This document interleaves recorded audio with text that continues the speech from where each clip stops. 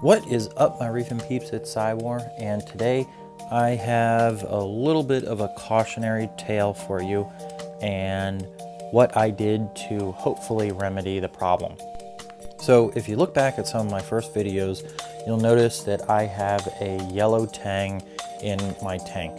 And if you look at some of my newer videos, you notice that I don't have a yellow tang in my tank. Well, he ended up dying of head and lateral line erosion. Originally, I had thought that it was diet related. I wasn't feeding nori to the tang as much as I probably should have been. I chalked that loss up to a learning lesson about proper diet for fish. So 4 or 5 months go by.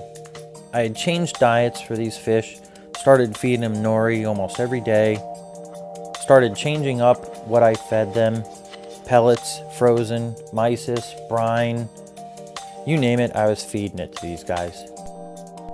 And I noticed that my Blue Hippo Tang has a couple marks on his face. I knew immediately what that was the beginnings of. I monitored the situation and it just got worse and worse and worse. So I decided to do some more research and see what the heck was going on. As I was scouring the internet, I started seeing trends where head and lateral line erosion was being related to the use of carbon. So in a fluidized reactor where the water is forced through the carbon, small dust particles of the carbon get released back into the tank. And these small dust particles are what causes head and lateral line erosion in tangs. Now, again, my understanding is that this is not an issue with people who run carbon in a bag or people who run the large pelletized carbon. I was running the granular carbon. The higher quality pelletized carbon does not have the dust byproduct. And sure enough, I've been running carbon in my tank since the very beginning. In fact, I run 3 reactors in my tank: biopellets, carbon, and GFO. I run biopellets in my single reactor, and I run carbon and GFO in a dual reactor. At this point, I decided that I was done running carbon in a reactor. So I decided to remove the carbon and consolidate the reactor down to just the dual reactor, running biopellets in one and GFO in the other. I had a more powerful pump laying around, so I decided to use that for the dual reactor.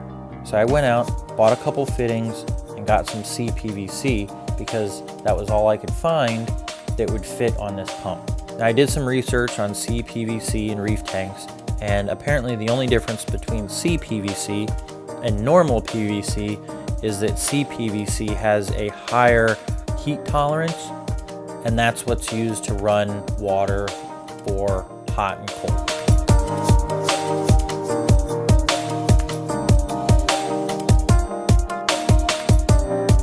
So I decided to treat it the same as PVC. Cutting it,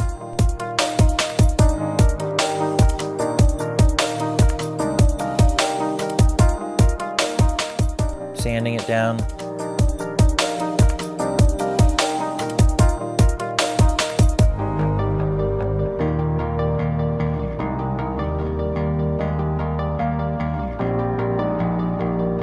priming it, and gluing it.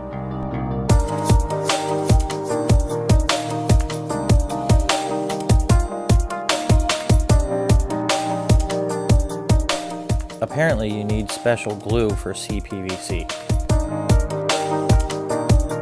All I needed was a small piece because I was going to run the flexible pipe into this smaller pipe. Now it came time to start removing the reactors and rerouting the plumbing for it.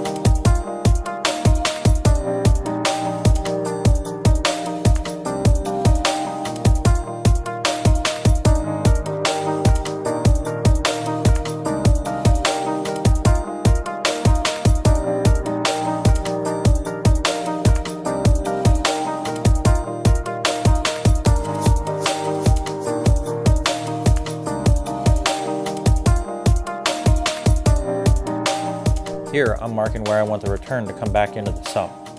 My understanding is that if you run biopellets, you want to have the return close to where the skimmer is so that the skimmer can suck up the leftovers from the biopellets and skim it out.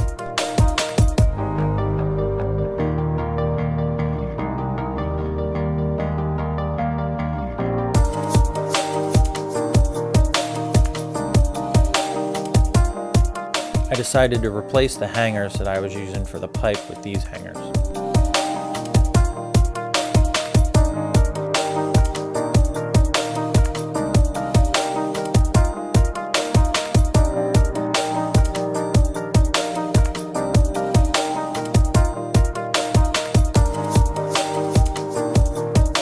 I needed to install the valve here so it was easier to access.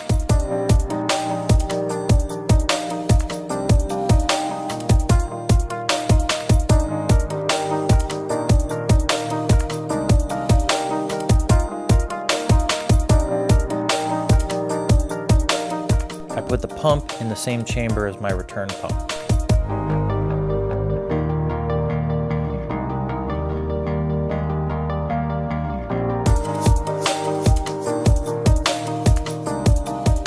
While I was plumbing the pump, my cat Max decided to stop by and make sure I was doing a good job. I guess he approved.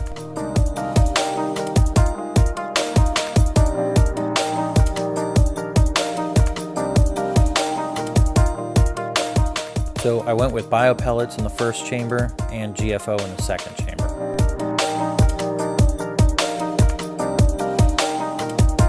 Time to plug it in and test for leaks.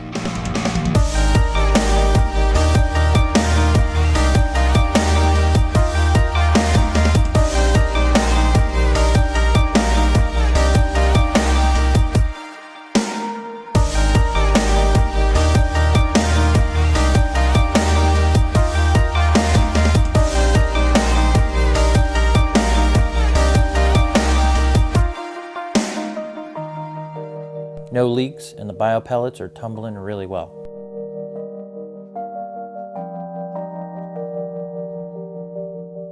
Here's the final path of the water. So it comes out of this chamber, runs across, up into the reactor, back out again, and down to where the skimmer is. So I'm hoping with the removal of the carbon that my tang will start to bounce back. It's only been a few weeks since I've stopped running carbon. Over the next few months, I'll give you guys updates. So if you have a different opinion, let me know down in the comments section. If you think I'm right, if you think I'm wrong, tell me. That's one thing I like about this hobby. You learn something new all the time. You're always trying something different. So thanks for watching, guys. Don't forget to subscribe. Also hit that like button. I'll catch you guys on the next video. See you later.